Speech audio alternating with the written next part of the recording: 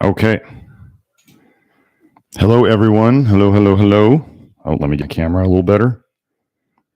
I move it a lot during the week. Sometimes my kids get on the computer and they move it. Oh, first off, I want to say hi, Sabrina. Nice to have you here today. And I'm Dr. Garrett Smith, known as the nutrition detective around these here YouTube parts. And today we got lots of fun things to go over. My website, if you didn't know, is nutritiondetective.com. And the Love Your Liver program, the Do It Yourself program, can be found at members.nutritiondetective.com. But first, I wanted to go over somebody's post at the Love Your Liver network. So if, maybe you're out there, you got health issues and you want help with them. So the Love Your Liver program, 1,300 plus members strong, all working towards the same goal. I'm kind of the leader guide of the whole thing. And we've got lots of super helpful people in there. It's what I think a social network should be. And, people helping each other instead of the trolling and, people out there thinking they're experts on things when they're not. Never see that on social media, do you? So anyway, I wanted to go over this testimonial that was left in the network. I have permission from this person to read it. I'm not going to say their name. If you were to join the network, I'll post the testimonial. You could find it in the network, but I'm going to keep it, anonymous for now. And there's a couple people on this. So wanted to go through this. What are we going to talk about? Well, I am a firm believer. You know that autoimmunity didn't show up until like dogs. They first found it in dogs in like the 1940s, 1950s, if I recall correctly. I'm going to post that article. Let me find this article just to start out. This is an article I wrote. Let me see. How long ago did I write this? 3 years ago. So autoimmunity, celiac, gluten sensitivity being an autoimmune condition. I wrote about this like 3 years ago and the connections I had found between autoimmunity and poisonings in people, toxicity in people, particularly this so-called vitamin we call vitamin A. And so what have I been doing? We've been working on detoxing people of vitamin A, detoxing them of this poison. So let's go over the simple, let's use our brains, let's make a connection here based on the theory that I'm proposing. I'm saying that autoimmunity at its root is a poisoning, a toxicity in you. If you have autoimmunity, you're poisoned. Why do we make antibodies? If you look up what antibodies are made for in nature, they're made as things to bind to poisons to make them less toxic. They're proteins, binding proteins. Hey, did you know they make a retinol binding protein in the body? Did you know your body makes a cellular retinoic acid binding protein? Do you know that conventional medicine tries to tell us that these binding proteins are there to help deliver things to our tissues? Whereas me out here saying it's a binding thing to protect you from poison, and that when they make antivenoms, they're actually making antibodies. So let's get into this. So let's just say if gluten sensitive, real gluten intolerance, celiac, is an autoimmune condition, I'm saying autoimmunity is toxicity, particularly vitamin A toxicity. And I'm going to say that the damage in celiac to the gut lining is caused by the toxicity of the bile. So when they go in and they do a gut biopsy, an intestinal biopsy of you, when you have celiac and they find damage, they're finding the damage of the toxic bile just eating away at your guts. I've talked about this before. What does vitamin A eventually turn into in your body? It turns into retinoic acids. Retinoic acids are used, retin-A, tretinoin, all transretinoic acid, the same compound that's in the pharmaceutical, is used on people's faces. It's called a yellow peel. It's a chemical peel. It dissolves your face skin. Well, what do they find in celiac? Something's dissolving the villi. Weird. Something's dissolving it. How do we try to get rid of vitamin A? We put it in the bile. Where does the bile then go? Into your intestines. What does it coat and damage? Your intestines. So, if my theory is correct, autoimmunity is toxicity, particularly vitamin A toxicity. Vitamin A can dissolve your intestinal lining. Celiac. I've talked about the research here before where celiac people dump more bile. Eating gluten causes celiac people to dump more bile, more toxic bile, into their intestines than controls. So if you're connecting all of this, if I'm right, and if people do what I suggest, so does celiac happen to everybody? No. But in those people, in theory, if what I'm saying is correct, we could see celiac disease resolve itself. Now, do these people who have celiac need to avoid gluten along the way? Yes. You cannot detox while you're still intoxing.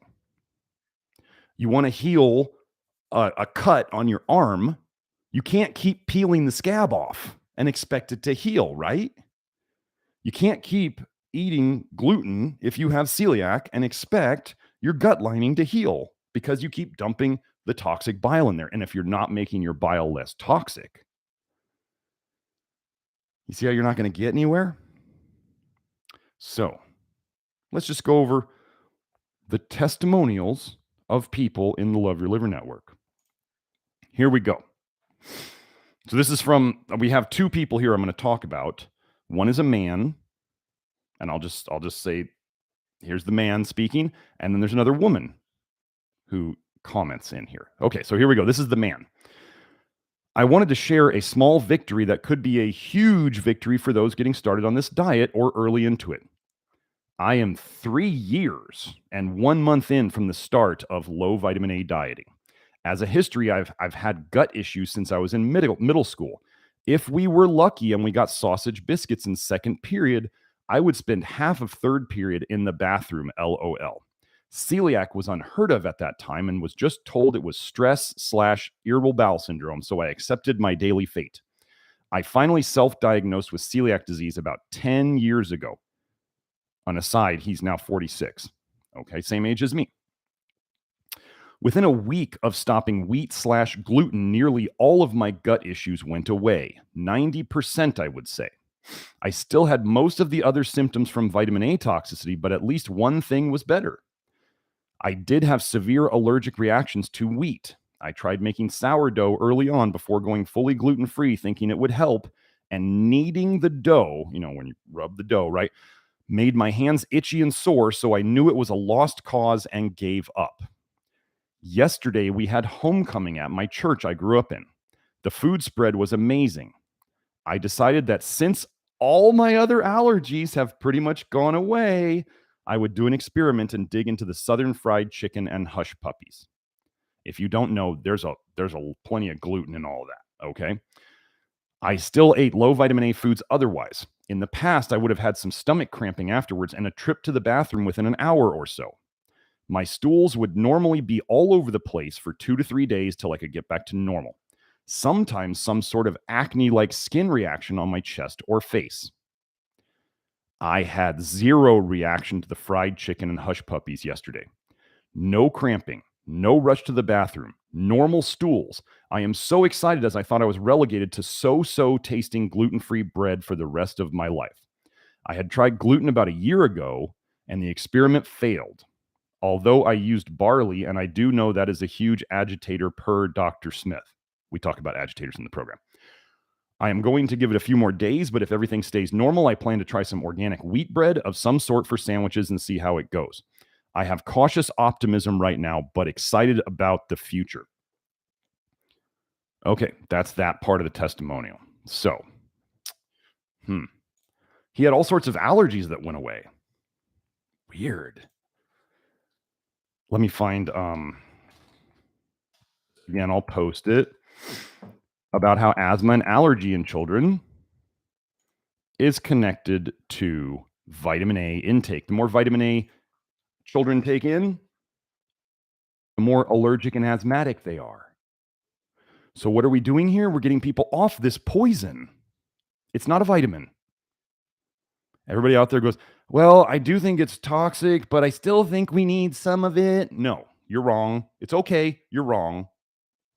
It's okay. You can still keep eating it.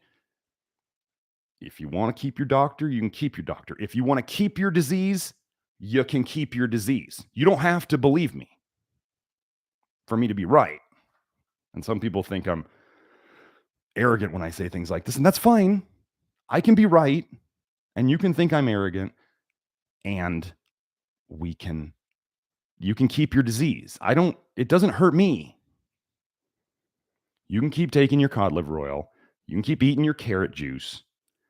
You can keep eating your organ meats. You can keep shoving down egg yolks. Still waiting for all these diseases to be cured by people eating 12 eggs a day. Still waiting. All these Twitter gurus like, eat 12 eggs a day. Okay, go ahead. I'll still be here saying the same thing. 3 years, this person, over the 3 years, all their other allergies to food, sensitivities, intolerances, whatever you want to call it, went away. A year ago, this person was still sensitive to gluten. So they weren't all better yet. And even at 3 years, would I say that they're probably all better? No. At 4 years in, am I all better? No. And for anybody out there who thinks I've said I'm all better, I've gotten rid of all my major health issues. Sure. Do I think I can still feel even better? Have even better labs? Yeah. So here we go. So this man sees what he self-diagnosed as celiac because he got diarrhea and other things and gut messed up for 3 days. 3 days. What would keep, if you ate something and you were getting diarrhea? Well, first of all, that's toxic bile. Secondly, what could last 3 days in you? Like you got diarrhea, you poop out the gluten, right? It's gone. What's still irritating you? What's still left? Toxic bile. Okay. So let's continue here. So there was, let's see. I made sure that another woman in the network, I tagged her on this because I wanted her to comment on it. Now, I'm not going to use the C word on YouTube because I don't want, it's not the C word you may be thinking. I'm not going to use, it's a word that rhymes with pure.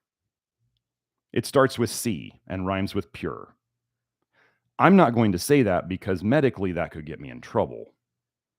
But the other folks here used this word. So I'm going to say the C word. Okay. So the woman in this thread, under another comment part of it, she says, I guess this means I'm not the first C word of celiac, LOL, but vying for second. This is fantastic. And now the man comments again, the original poster. And I had asked him if I could share it on the live stream. So he says, that would be great if you want to share it with others on the live stream. I think I may be the second or third person who has been able to eat wheat again that I can remember on this program. When I heard someone else was able to C-word it, it kept me motivated. This has kept me strict on the diet as celiac is like a curse that I wanted to get rid of. I believe, here's the next part, I believe in the next year I should be able to confirm that I have C-worded hypogonadism also. I have been getting lab readings in the high 800s for testosterone for the last 2 tests. I am on 25 milligrams clomiphene, which is a medication, an anti-estrogen medication, that I have been on for about 6 years, but I plan to wean off of it next year at some point and see where my levels end up.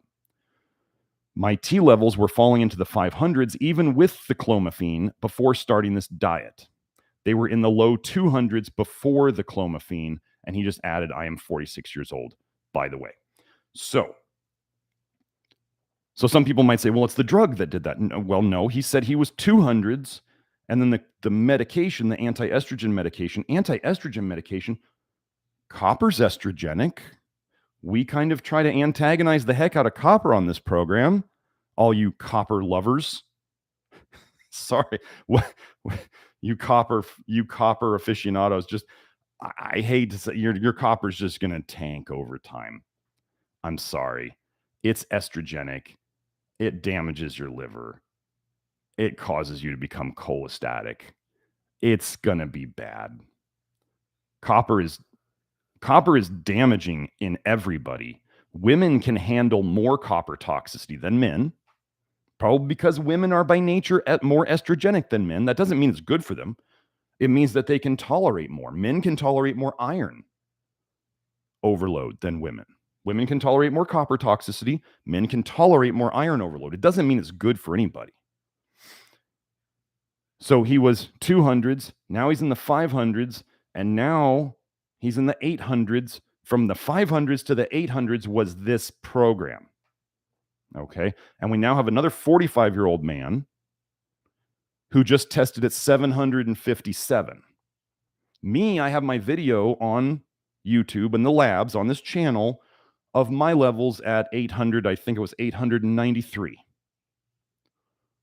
If you are a man out there and you would like better testosterone levels without having to inject yourself with testosterone or put on testosterone cream, which is not fixing the problem, and I'm going to tell you that the testosterone is adding a load to your liver. It's making your liver worse. What do you think roid rage is? Some people, here's a funny saying in the testosterone, the steroid community, or in people who understand what steroids do to people, is they will say steroids take a guy who was an asshole and turn him into a bigger asshole. Okay. I'm going to say steroids take a sick liver and they make it into a sicker liver. In Chinese medicine, the liver is the seat of anger and frustration and irritability. Wow, taking steroids or testosterone therapy makes people more irritable. I know from personal experience, whenever I would try to jack up my testosterone, either I talk on the video, my labs, about taking testosterone. I did testosterone therapy. I took less than the normal dose that a lot of men did. And I blew up on it. I got up to like 215 pounds. I'm a hyper responder. I didn't like it, and I got more irritable, constantly getting in fights with my now ex-wife back then. And now that I'm fixing my liver, I've got testosterone levels towards the high end of the normal range, and I'm calmer. There's a huge difference between fixing the cause and self-medicating with hormones. One is damaging your liver. Your liver's already messed up. That's why you need hormones. Taking more hormones messes up your liver more. This is the way it is. So, that's that. Now, I wanted to go over. Somebody asked me about the connections between vitamin A and Peyronie's disease. While we're here, folks, we got like 41 people. If you want more people to see this, first of all, Mike, I'm going to say, don't come in my comments and start talking about the praises of copper. That's not what we do here. I have not run into anybody who does my stuff with any kind of copper deficiency stuff. I don't see it. I antagonize that stuff all day. Am I saying that people can even eat a zero copper diet?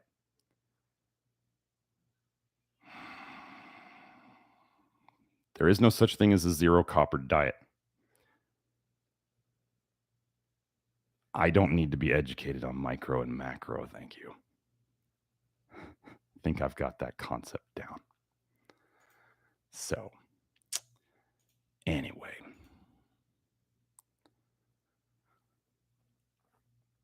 Now I'll take care of this later. Okay. Let's get into Peyronie's disease. What is Peyronie's disease? Because people love to talk about vitamin A and they think it's needed for collagen. Well, somebody asked me about Peyronie's disease. What is Peyronie's disease? Peyronie's disease is actually where the penis gets a fibrotic curve to it, like it's forming fibrotic tissue on one side of it. And it starts bending to the point where it can become uncomfortable. It can become almost non-functional in terms of sexual activity. It's a significant issue for some men. Now, let's get into potentially connecting this to collagen problems and calcium problems, which then would lead us into vitamin A problems. Okay. So let me just do Peyronie's. Let's just check retinoic PubMed. And before we get into this, if we start finding, whenever they start saying they can try to use retinoic acids to treat something, you always know that vitamin A toxicity causes that problem. So we're not seeing anything on Peyronie's and retinoic. That's an easy one. I know the calcium thing comes in. Just seeing what we have here in terms of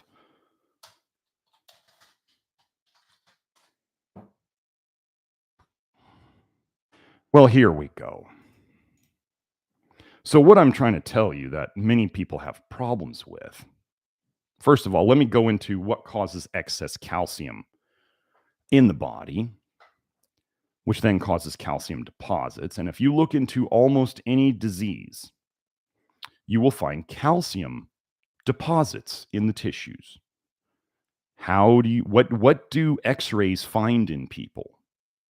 Like, what do they show really well? They show bones really well. Bones are made of mostly what?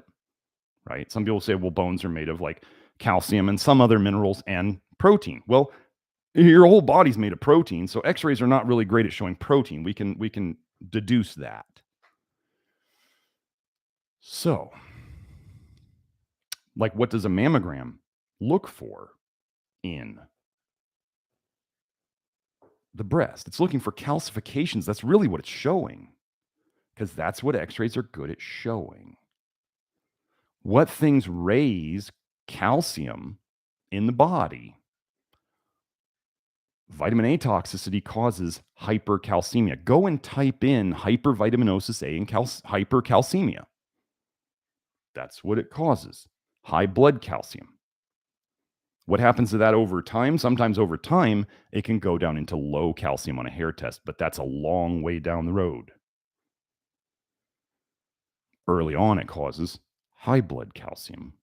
And then what does your body do to get rid of that calcium in the blood? It shoves it into the soft tissues, your joints, your cartilage, your brain, your heart. Like, let me show you an example of, does it shove it into your heart?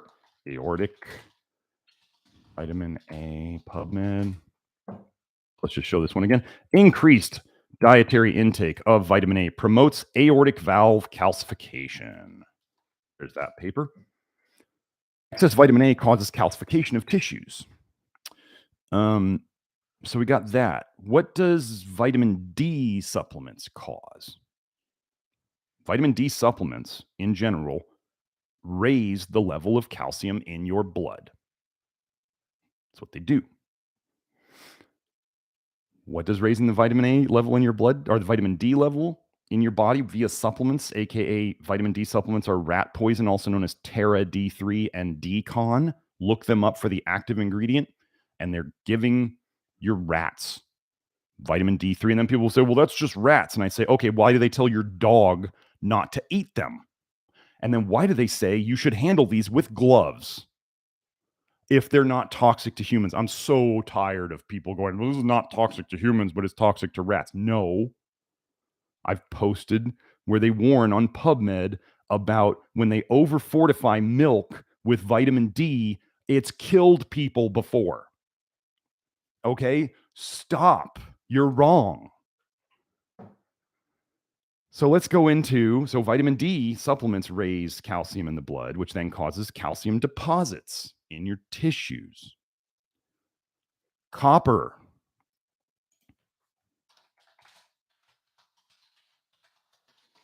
Copper raises calcium levels in the body.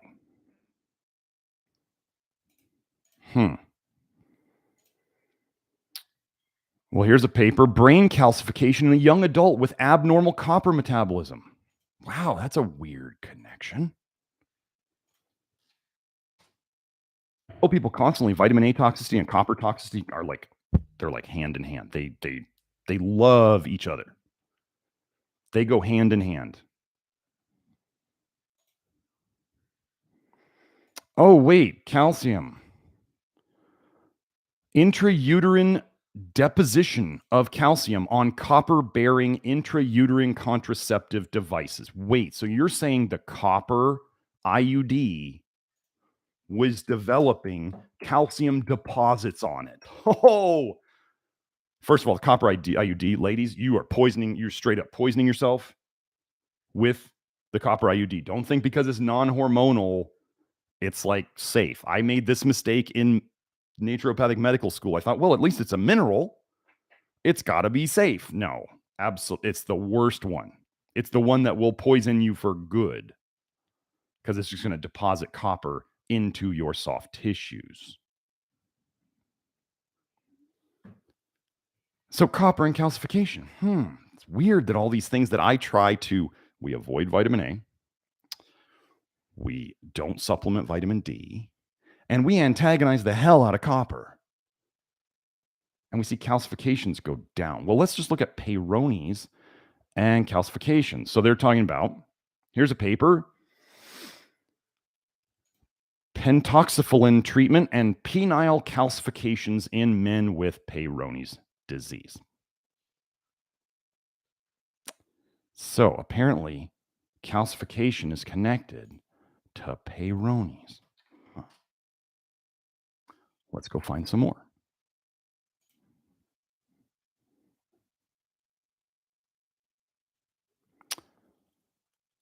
Therapy. I want you to pay attention to what they're saying here.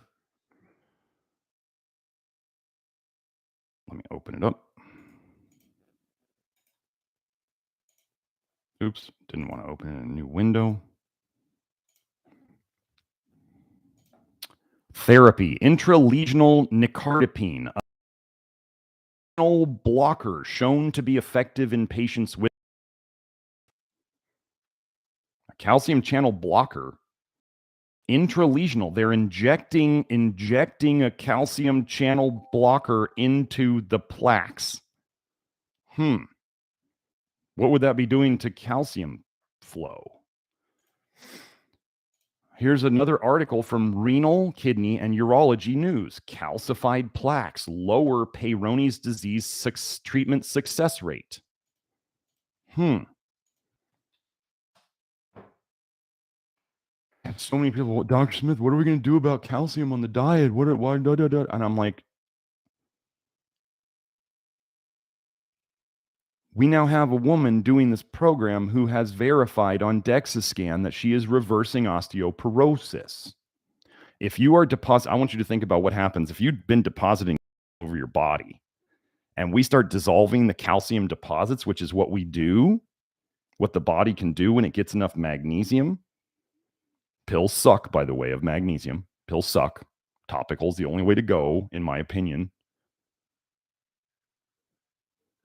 As we start dissolving calcium, where do you think that calcium could be used by the body? Do you think the body just has to throw that away? Do you think that the body could put that into the places it wants it to be now that the calcium metabolism is better, now that they're not poisoned?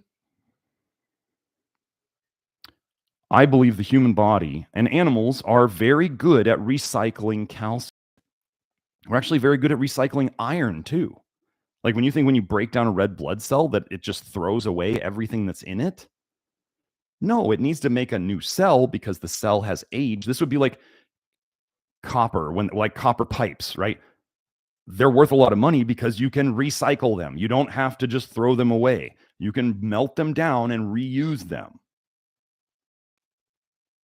Do you think that our amazingly made human body cannot take calcium that's coming out of a calcium deposit that you just dissolved and put it into your bones? Do you think that your body breaking down a red blood cell can't take that iron and just reuse it? But what do we have conventional medicine telling us we need more and more of? Well, you need to take more and more calcium, and you need to take vitamin D, and you need to get more iron. And here, put a copper IUD in yourself, and we'll run your water through copper pipes, and we'll tell you that if you take a zinc supplement, you have to take a copper supplement. And we're going to push plant-based diets, which are super high in copper. And we're going to wonder why everybody's getting infertile. Probably no connection at all. Nope. What does Bill Gates love, by the way? He sends money to Planned Parenthood. He promotes pharmaceutical contraceptive use. And he loves vitamin A. Isn't that a weird coincidence? All those things would do what to fertility rates and birth rates? If you don't understand, they all go in the same direction, and that's less people.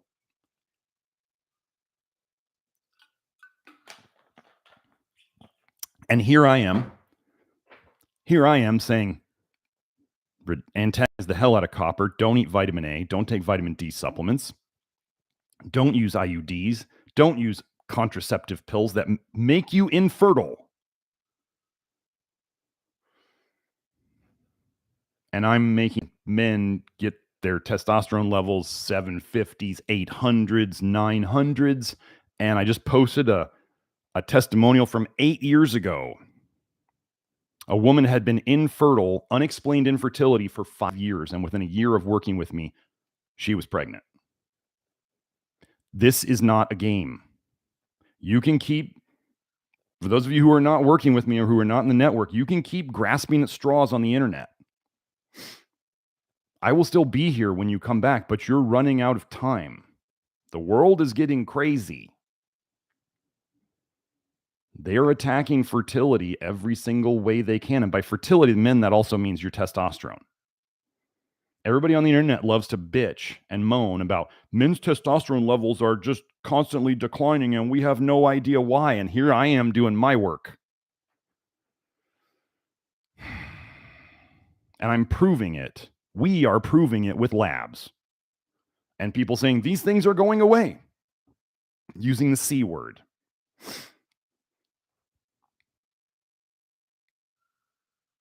We are doing bleeding edge stuff out here. People ask me for mechanisms, and I go, I don't always have a mechanism. I just fix stuff. I just watch what causes problems. I look in the research, I make enough links, and then we figure out what causes problems. So if you want modern medical research to just like hand it to you on a platter and say, here, I guess Dr. Smith was right. Here's all of the explanations. You're not going to get it. Do you realize what this would do to all these industries? You're never going to get that information from mainstream. You might get it eventually from grifters who take my work and try to claim it as their own. You may get that. But I'm going to get to some questions today. Sometime. But what we're doing here is real work. Oh, the other comment, the last comment I wanted to say, somebody said underneath that, this is a very, very important point. She said, for all you newcomers, note how long it took. a year ago. So first of all, he was saying all his allergies had gone away along the program except for the gluten. And still, even a year ago, so he's 3 years in, and a year ago, he still had the problem. And now he's at 3 years and it went away. This is a marathon. I made a comment on there and I pointed out, yes, this is a marathon, not a sprint. Marathon, not a sprint. If you want quick results where you hide the problem by doing herbal supplements or whatever therapies, I'm going to tell you, like, energy medicine may help something, but it doesn't magically make your toxic liver go away. Okay. I'm not against energy medicine. I'm not against people doing mental work. I'm not against anything that helps, that is not further poisoning people to help people feel better. But it doesn't make the toxicity go away that you've stored up for decades. It doesn't just poof and disappear. This is work that must be done. Settle in. These are two words that I use in both my fitness and whenever I'm doing something hard and it's going to take a long time, I use those two words, settle in. It's people who have little mantras like this often do a lot better in life when you can just take a couple of words and repeat them to yourself. Settle in. And so what, like the way I use this would be, like, let's say I was going to go run and I'm going to run up a big hill. What I think about at the start is find a pace you can maintain and settle in. And I settle in. I repeat that to myself because this is going to be a grind. You could blow it all out too early, or you could find a pace that you can maintain and settle in. Marathon, not a sprint. Life is a marathon, not a sprint. There can be little sprints in there, but you want to detox? You start trying to sprint. You take some of the things you hear from me off this, live stream, and you take it and you try to run with it and you try to sprint and you kick your own ass. And then you try to, people will be like, well, this doesn't work. I felt worse on it. And I'm sitting here every week saying, slow down. This is not a game. Marathon, not a sprint. And everybody wants to think that they're the person who can just push through and they're going to be the tough guy or gal because they're so tired of being sick and they can just, anything's got to be better than feeling sick. The reason you feel sick is because you have toxic bile going into the wrong places of your body. The toxic bile is stored in and created by your liver. If you start pumping your liver's bile out too fast, you leak too much into your bloodstream or wherever it's been going and you feel worse. So the very thing that has made you sick and tired of being sick is the same thing that you can kick your own ass with. People can break themselves with exercise. I mean, gosh, you can break yourself with detox. This is why we talk here in years. We don't talk in weekend cleanses or, take a bunch of malic acid and then take a bunch of oil and Epsom salts and shit your brains out. Gallbladder cleanses. Could those be useful in some cases? Maybe. Could they make things worse? Possibly, for some people. You start trying to play games with your bile and it may kick your ass. So let me get to the question here. Do I know of any foods or supplements that lower methane levels in the body in regard to methane dominant SIBO? Is high levels of methane related to not enough bile in the small intestine? This I have not looked into. I am after the cause of the SIBO, which is the bile moving. I mean, the only thing I can think of.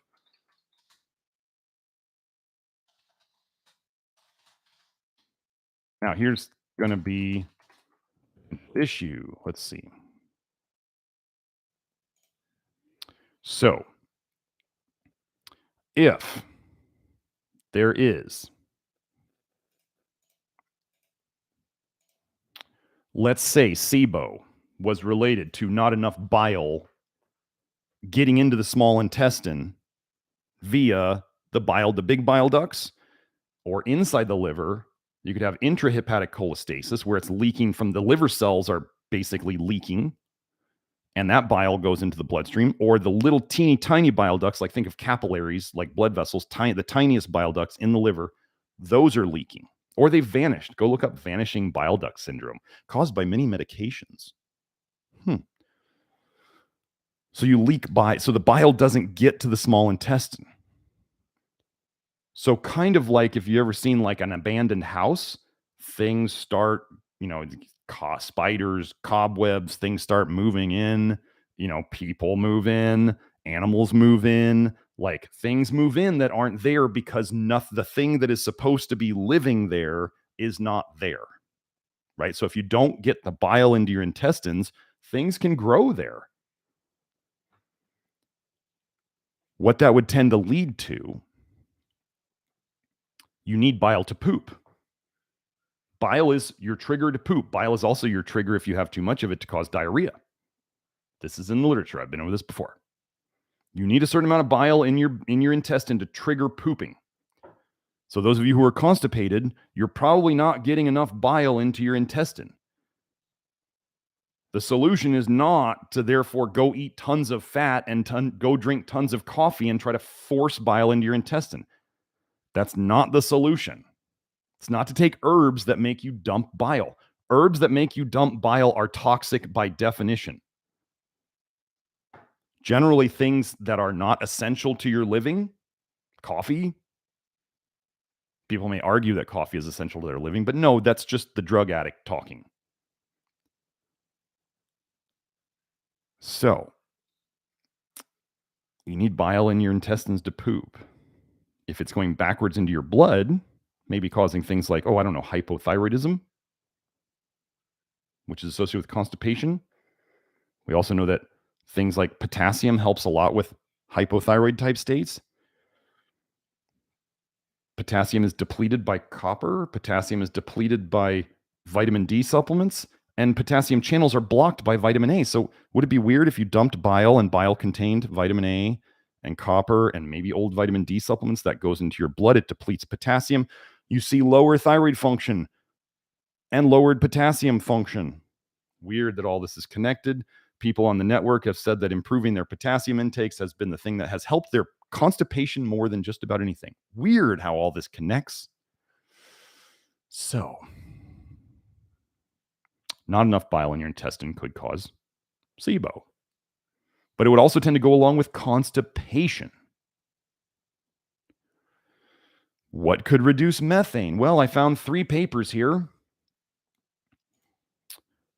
So one of the names they call activated charcoal in the literature, be very careful with what you're taking out of this information. You better stay and listen or you may mess yourself up. Effects of granular activated carbon on methane removal performance and methanotropic community of a lab scale bioreactor. So we're just looking at things that bind to methane. Okay. Here we have adsorption of methane on activated carbon by volumetric method. Another one, we have activated carbon monoliths for methane storage. Okay. Obviously, they wouldn't be doing all these papers if methane didn't bind to charcoal, activated carbon. Now, what I'm telling you is that if you have SIBO and you don't have enough bile in your intestines, because if that's the mechanism that a person has SIBO and they're constipated, you take charcoal, which would soak up whatever tiny little bit of bile you were getting into that intestine. You're going to constipate yourself. The only danger of charcoal is taking too much when you're already constipated or taking so much that it constipates you really, really bad. There's some people out there who don't feel good on charcoal. Imagine what I'd say to those people if they take charcoal and they go, Dr. Smith, I took charcoal, I didn't feel good. Doc, it hurts when I do this. Then don't do that. Okay. There are reactions that can take place in the body that we have no idea about, that I'm never going to be able to figure out in the research. I could theorize all day on it, but really the simple thing is, Doc, it hurts when I do this. Well, don't do that. Okay. Doc, I tried taking a quarter teaspoon of charcoal. I took 1 pill worth of charcoal and I didn't poop for 2 days. Don't do that. So here's the problem. You see where we're going? We could soak up methane with charcoal, but it would also soak up whatever little bile you had in your intestine and you wouldn't poop. Not pooping is bad. Okay? You need to poop, okay? I am more interested in people pooping more frequently. Absolute minimum is once a day of what I want people to be doing. If you allow your doctor to tell you that pooping like once every 2 or 3 days is okay and normal, I mean, you probably already know how clueless that person is. We should poop like in the perfect world. If we were all perfectly healthy, we should poop like babies, which is 1 solid bowel movement per meal. That's what we should do in a perfect, healthy world. Meal. I didn't say snack. I said meal. So you eat 2 meals a day, you should have 2 nice poops a day. It should all move through you in 1 unit so that for every meal you eat, it's not like a traffic jam where you have multiple meals coming together and you only poop once a day when you eat 3 times a day. That's not how things are supposed to be. That doesn't mean you go and start taking laxatives to crap your brains out because you're not pooping. If laxative caused you to increase your bile dumping, might they be toxic? Didn't I just say that? Oh, but you can take polyethylene glycol to cause yourself to poop. Miralax. Yeah, that would be good. Go take antifreeze to help yourself poop. Do you see what I'm saying? So, no, I don't know off the top of my head something to soak up methane. I have a whole article section inside the network about probiotics and how to start affecting your gut flora. Lactoferrin, the nutrition detective Lactoferrin, best stuff on the market, has been shown in research to help improve constipation. It's been shown to be anti-biofilm. It's been shown to be anti-pathogenic. It's been shown to help improve constipation. Weird that all these things are connected. Crazy. I just put that link in the chat for any of you who are interested. It is absolutely our flagship product. People love it. Read the instructions. I care so much about you doing this right. I put a link on the bottle for you to read, to start slowly. Because I just talked about how if you start dumping bile too fast, you're going to have a bad time. Lactoferrin in some people causes a really big increase in bile production and excretion. That's in the research. So I have people start very, very slowly. Quick story. I had a buddy, gym buddy, good buddy of mine. And he's like, I want to try the Lactoferrin. And I said, okay, I'll get you some. I took some to him. He started on it. I said, look, before you start, so the gym bros, like the muscle heads, right? I'm one. I like to think I'm a smart meathead, but they just think they're invincible, right? So I'm like, I'm going to tell you, if you want to start with 1 a day, you can, but it may kick your ass. He's kind of looking at me like, yeah, whatever. Okay. I'm like, so this guy has my phone number. Text me if anything starts going off. Like if something's getting worse. He's like, well, what do you mean? What might get worse? I was like, could be anything. But if something gets worse, stop taking it and call me, text me. So he's a couple days in. And so do I think that lactoferrin is bad for people? No, the toxic bile is bad for people. The lactoferrin can get it moving. Gets you dumping bile. It's in the research. Here's another thing. I had a guy on Twitter who I know, a buddy of mine, say, I went and started researching lactoferrin, man. The research on it is freaking incredible. He's like, we should have every person in the hospital started on this right away. He's a nurse in Europe. Very smart guy. Why do you think they call lactoferrin the miracle molecule? That seems to have positive research in helping all sorts of things. Go find your disease, find your condition, and type it in. Type in lactoferrin and whatever the technical name of your disease condition and PubMed. See what you find. So anyway, so my buddy decides to just jump in at one pill. Some of you out there who have taken lactoferrin and you know how potent it is, you're like, oh, I know what's coming next. That's why I put a website link on the bottle, because I care for people to do it slowly.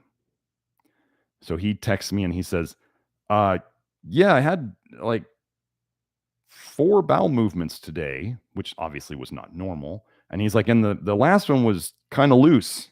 He's like, he said it could be something else, but I just thought I'd let you know. And I was like, okay, cool. If it keeps going on, then, you got to either cut back or take a break. He's like, okay, cool. A couple days later, he texts me and says, could this be making my psoriasis worse? It seems to have flared up. And I was like, remember why I warned you about starting so fast? I think you need to take a break until this calms down. And then when we restart, we're going to restart with less.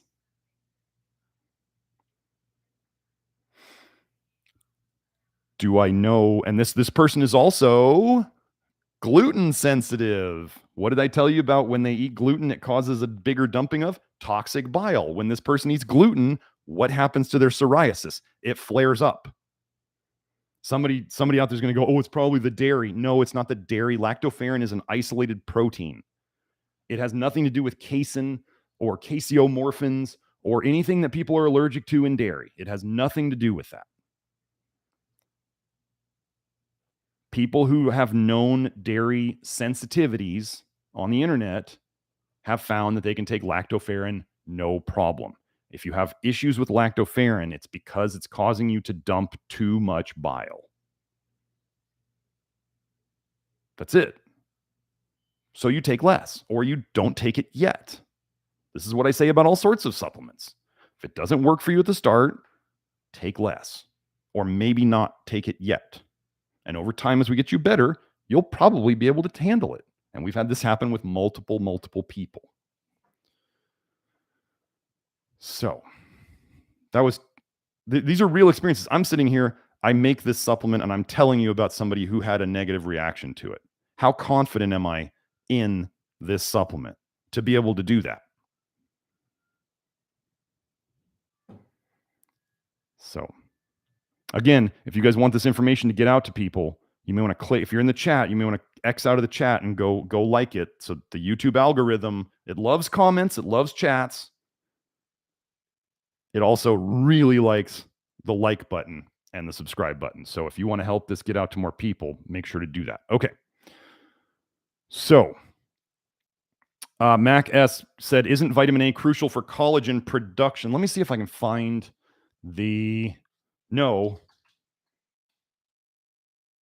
Well, okay. So let me just answer this real quick. Isn't vitamin C crucial for collagen production? Let me just find it.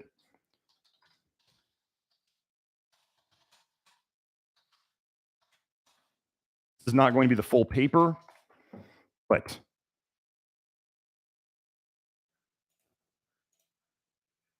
I don't think they have the abstract in this paper. Hopefully they do. I haven't gotten to look at it yet.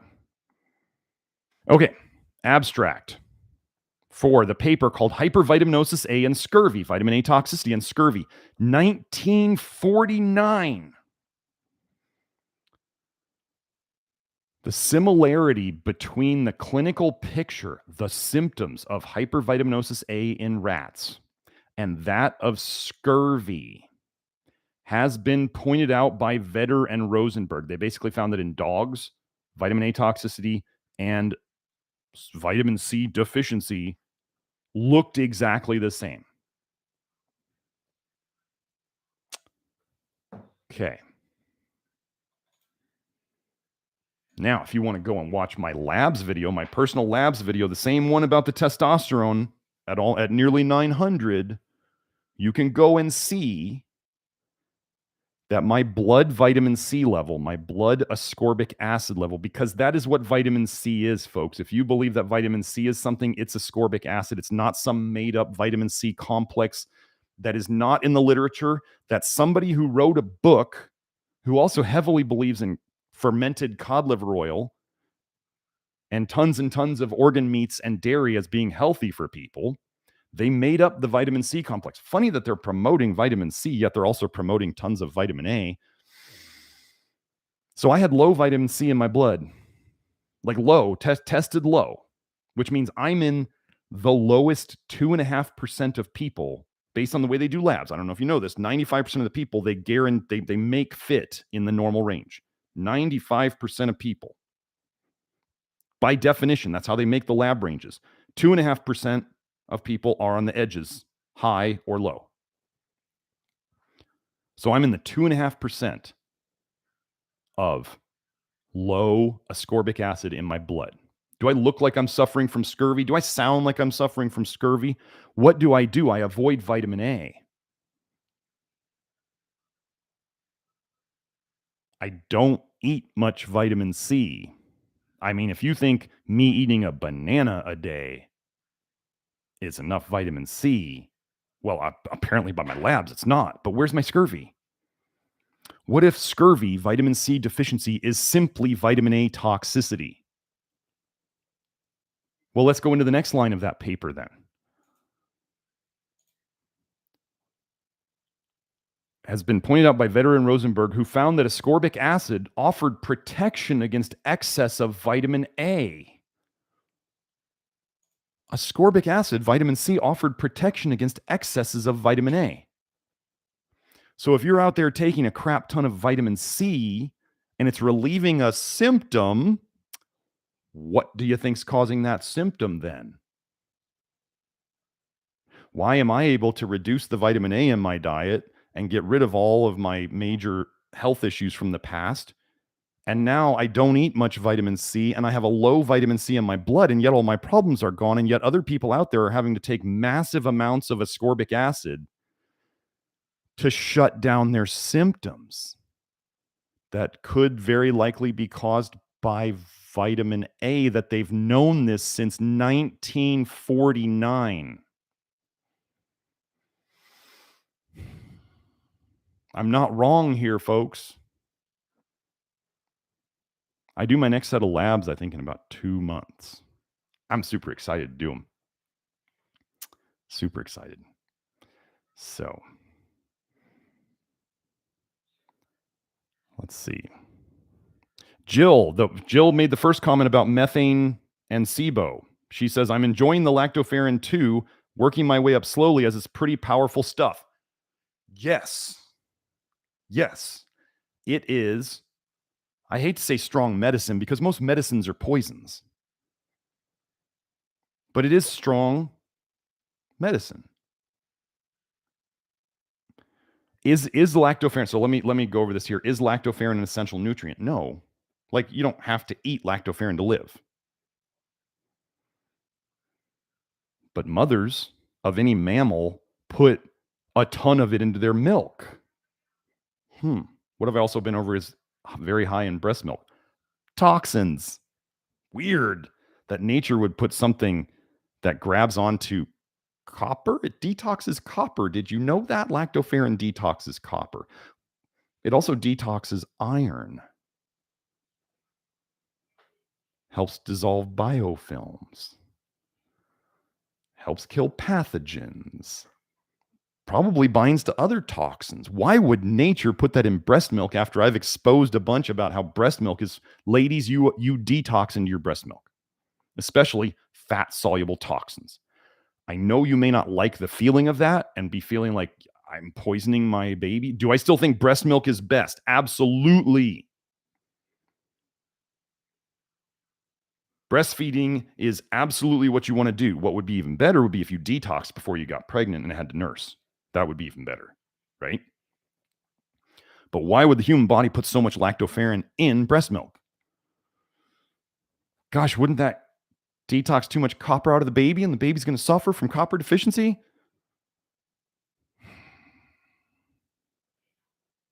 Yes, there are tons of toxins in breast milk. Yes, vitamin A is in breast milk. Here I am saying that vitamin A is a poison. Breast milk is also not very high in vitamin C. That's weird. Why don't all the babies get scurvy?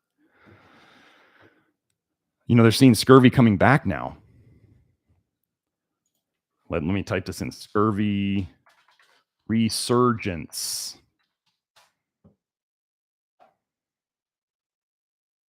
So let me just read a couple of titles here. I just did a search on DuckDuckGo, scurvy resurgence. Doctor discovers scurvy resurgence at Sydney Hospital. Next one, surprising resurgence of scurvy cases. If left untreated, could be deadly. Next one, scurvy has made a comeback in the US. Next one, scurvy reemerges due to poor dietary habits. Next one, scurvy resurgence from fad diets. Are you following me here? What am I saying constantly is happening as an epidemic? I have a video about the vitamin A toxicity epidemic on this channel and how they're showing it in liver biopsies. What did I just show you? Vitamin A toxicity causes scurvy. I'm showing evidence that vitamin A toxicity is an epidemic, and now they're saying scurvy is reemerging. Do you think these are coincidences? Really? Do you?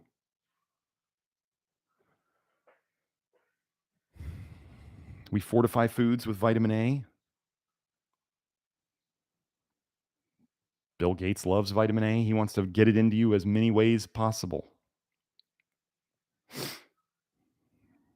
Weird. So, Christina Sophia says, so lactoferrin is to increase bile. What vitamin A does, I've been over this in the inner circle, vitamin A damages the epithelial cells, the cells that line like basically they're like the liner layer of cells over your organs, over your outer layer of skin, your inner layers of skin, the outside of your organs, the inside of your blood vessels, like anything where there's an outer layer of something, or inner layer, but on the, like your blood vessel, right? An inner layer on the inside. That's the epithelial cells. Vitamin A damages epithelial cells. You could find this in the research. Epithelial cells make your lactoferrin. So if vitamin A damages epithelial cells, you don't make as much lactoferrin. Vitamin A damages the neutrophils. Neutrophils, an immune cell, also makes lactoferrin. Weird that I do vitamin A detox and I get people on lactoferrin. And it seems to help, as long as they don't take too much too soon. So what do we have in the research about lactoferrin helping within the body that helps? For those of you who are really into the Love Your Liver program and you understand what I'm about to say, it helps you to produce and excrete bile. It actually has been shown in the research to speed up ALDH, aldehyde dehydrogenase, so you can help break down aldehydes better. It helps increase the rate of turnover of the cholangiocytes, which are the bile ducts, which tell the bile where to go in the right way. You want your bile ducts patent, which means no leaks, and they're actually not vanishing bile duct syndrome. How would you rebuild bile ducts? Well, you'd have to have cholangiocytes. Those are the cells of the sites is cell, cholangio is bile duct. What if you stopped making lactoferrin because you got toxic? What might you stop repairing and fixing? Your bile ducts. How would they then disappear? Oh, that's a weird thought. What are symptoms of leaky bile ducts? Anything and everything. Your toxic bile anywhere Once it leaks into your bloodstream, whether that is through the liver cells or the little bile ducts inside the liver, that's called intrahepatic, inside the liver cholestasis, bile going where it shouldn't, is really what that term should be simplified to. There is extrahepatic cholestasis, which is where the bile can leak through the big bile ducts into the bloodstream, or leaky gut, intestinal permeability, where it can leak from the guts into your bloodstream. It could also go backwards up your stomach, up your intestines into your stomach. That's GERD, acid reflux. They really should call it bile acid reflux. So any of those, once the bile is in your blood, it can affect your brain, so mental issues. It can affect your heart, so heart issues. It can affect your muscles. You know, how many people out there are stiff?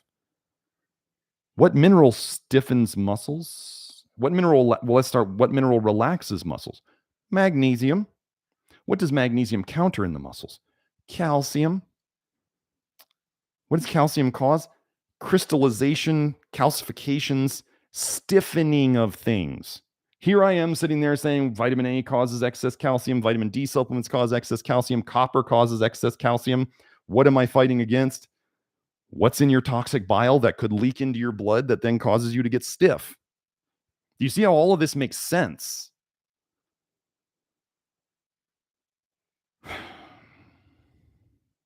So you vitamin A lovers and you copper lovers, you're going to have there's a certain biohacker out there, grifter, who is realizing that he made a big mistake with the protocol stuff.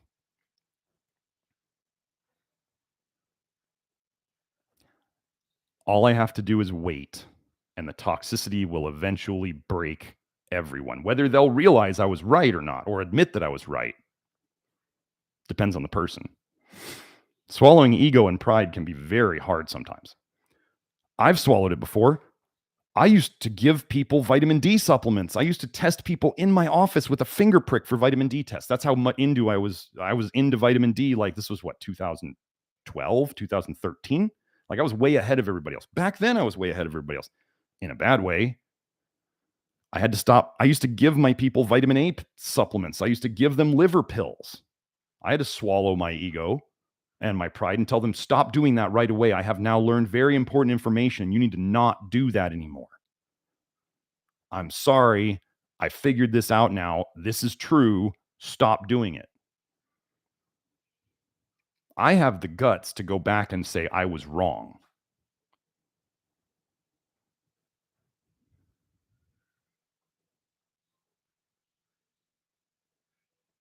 Mike, I want to say, hold on. Mike said he effed up with vitamin D, he was mega dosing, had a PE shortly after. Pulmonary embolism is what I believe he's saying there. There's another woman who I've talked about who had multiple chemical sensitivity. She was doing the protocol and she was taking a triple dose of cod liver oil and she had a mini stroke. And yes, this was before the jabs. So, what causes excess clotting in the body? Wait. Let's go. Hypercalcemia. What do I want to do? Coagulation, PubMed.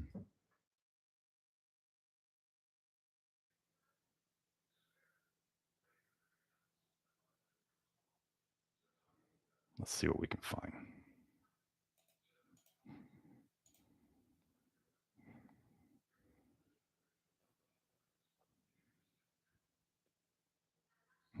I'm trying to think. I don't think I'm searching for the right terms here. Oh, wait. Let's just go. I'm sorry. Let's just look for the end product. Let's go infarction. Hypercalcemia infarction PubMed. Okay. Sorry, I have to chuckle at these. The first paper, hypercalcemia mimicking myocardial infarction. Mimicking.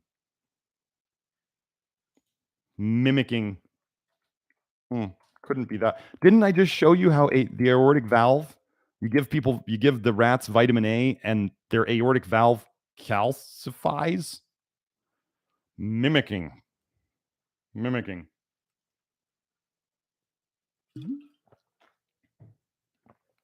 So infarction is, myocardial infarction. That's a heart attack. That's a blood clot in the blood vessels around the heart.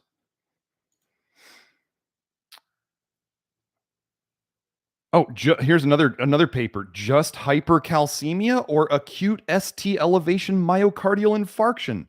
So wait, they're saying hypercalcemia causes the same changes on an EKG, a heart monitor, as an acute heart attack. Oh wait, here's another one. Hypercalcemia, a rare cause of cerebral infarction. That's a stroke.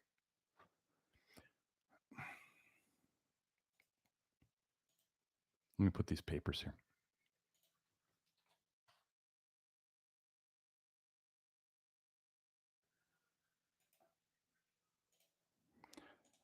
I'm not wrong, folks.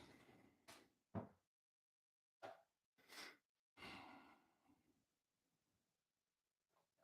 me see. Oh, wait, there was a super chat. Sorry, let me get to this. Ramon. Thank you for the super chat, sir. It says, hi, Dr. Smith. From a liver health and vitamin A toxicity standpoint, what is your take on olives and avocados and their respective oils?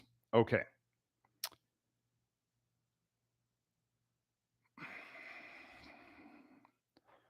Olives. I'm going to cover olives first.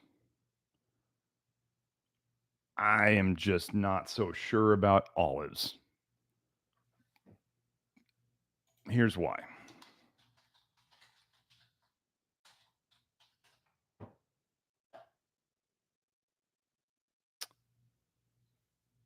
Olives are not, like, they have to be processed.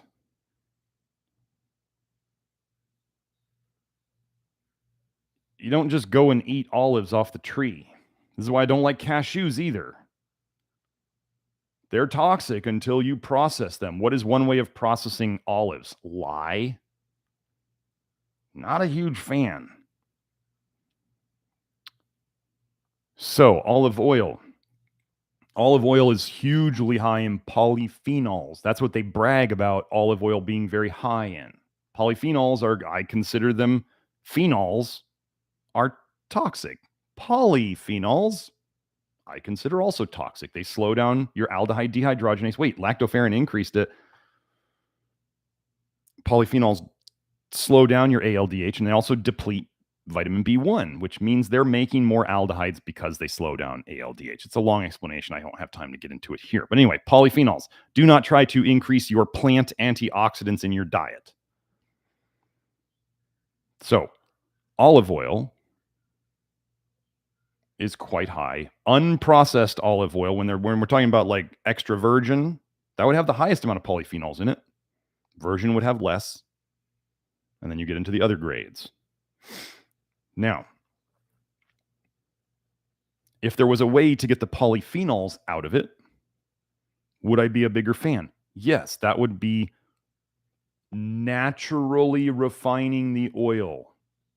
What happens when you naturally refine oils? You take out the polyphenols, you take out the free fatty acids, which we don't like either, and you would take out a lot of the things that give the oil color.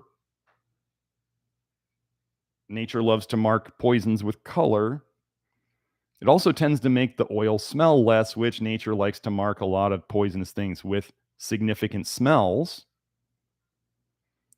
So the key thing here is natural. So first of all, before anyone gets into a tizzy about this, I suggest people who are not underweight.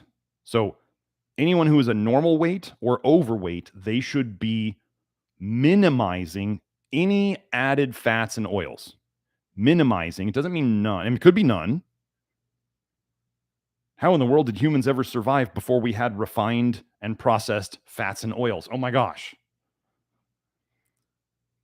So I suggest people, so before we even get into the ins and outs of every oil, realize that processed oils in general, and any oil is by definition processed. Okay, there is really not much of a difference between processed sugars and processed oils. They just took a plant and they took a part out of it. Okay, so let's not get into like, people think that oils are like a whole food. And I'm like, no, oils are processed. They're isolated fats, right? I mean, are we going to say that sugar in the raw is somehow an unprocessed sugar and therefore it's tons better than white sugar? Maybe it's a teeny tiny bit less bad. Okay, but it's not. Nobody's going to sit there and be like, sugar in the raw is a whole food and white sugar is processed and it's the devil, right? They're not that different. Like people out there taking MCT oil. Can you get a more processed oil? And they'll be like, don't eat processed foods. I take my MCTs to burn fat. Okay, seriously, stop it, folks. Don't be a hypocrite just because it's fat.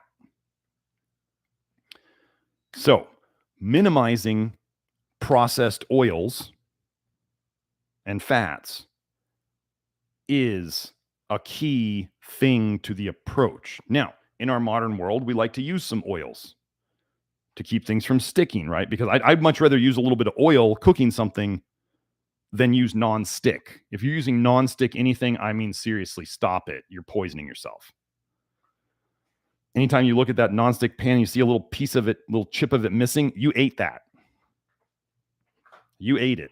I remember the day I finally really realized this, and I looked at my old George Foreman grill from the college days, and I was like, I was looking at all the places where it had chipped off, and I was like, oh my God, I ate that. And that was when the Teflon causes cancer stuff was coming out. And I was like, garbage. Never bought a non-stick thing again. There are people out there trying to justify eating out of microwaves. My goodness, stop it. Non-stick stuff, poison, like people getting air fryers. And they're like, I love my air fryer, and they're cooking on non-stick. Oh my God, stop it. I would much rather use a little bit of a good oil or even a little bit of a not great oil than non-stick. Okay.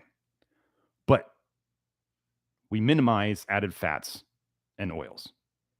So what that does is that makes these discussions we're about to have relatively moot because the amount we're going to eat is so little. Okay? So naturally refined oils is what I prefer, what I suggest people use. Keyword naturally refined. Now, I'm going to tell you it's next to impossible to find an organic, naturally refined olive oil. I do believe some people on the network, inside the network, have found one. I haven't looked into that recently because I've just given up on olive oil. It's just so hard to find it. Now, avocados. Do avocados contain a significant amount of vitamin A? Yes.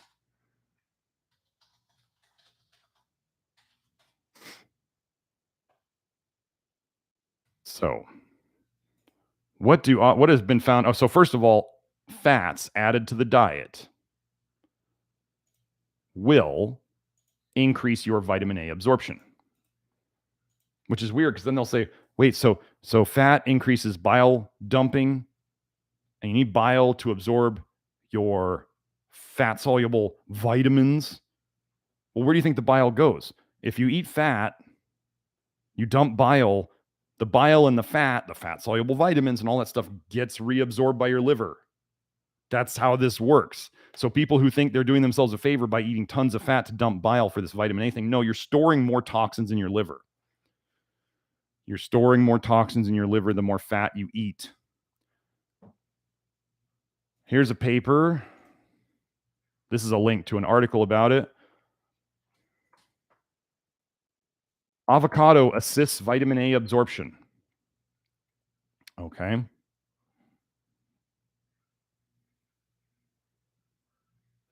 Vitamin A. So avocado has already got vitamin A in it. Carotenoids. It increases vitamin A absorption. There's another one. Let me find avocado oil salad, vitamin A, PubMed.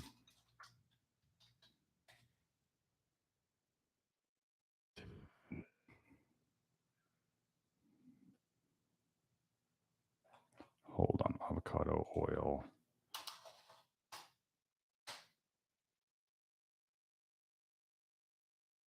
I know there was a paper. They were using avocado oil on a salad, and they found that it increased vitamin A absorption.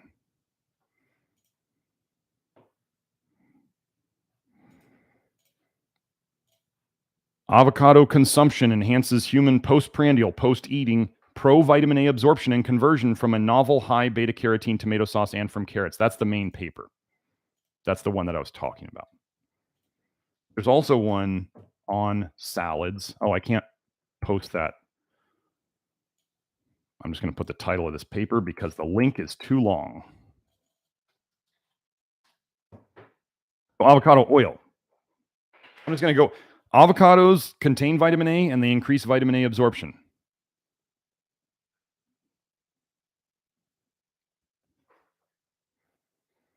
Could they, if somebody had a great diet in all their other aspects and they want to have some avocado, could they potentially do that? Yes. Would it add to their vitamin A load? Yes. Would that slow their vitamin A detox down a bit? Yes. Would they store that vitamin A in their liver? Yes. But in the big scheme of things, it's always about how much vitamin A do you have going in versus how much vitamin A are you getting rid of. We need the out to be bigger than the in on a regular basis. It's just math. Can I tell you what that math is for you? No. If you're going to be eating a high vitamin A food for whatever reason, and you decided to have avocado with it, would that be a bad idea, a bad combo? Sure. So what do people like to do? They like to do avocados with their salsa. Well, what's a super high vitamin A food? Tomatoes, peppers. And then you go and you throw fat in with your salsa and avocado fat at that, which has vitamin A in it too, and it increases your vitamin A absorption. It's a bad choice. Oh, and then you have it with some Mexican food and some cheese, and then some yellow corn, and then some pork. And oh, it's bad. It's bad. So you could turn a cheat meal into a disaster meal. You know, people are going to do it. You can make up for it. You just got to be better after that. You got to get your equation back on the negative side. Avocado oil. It is fairly easy to find refined avocado oil, naturally refined avocado oil. I actually worked for a company called Chosen Foods for a short period of time, very short period of time. They wanted me to do research for them. Imagine me doing research. It just didn't work out. The position wasn't right for me at the time, and they didn't quite know what they wanted from me. They didn't have the position very well defined. They were still new. This was before they got into Costco.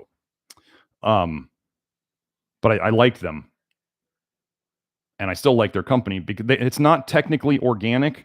What they're doing, they're down in Mexico and they're growing a ton of avocados down there.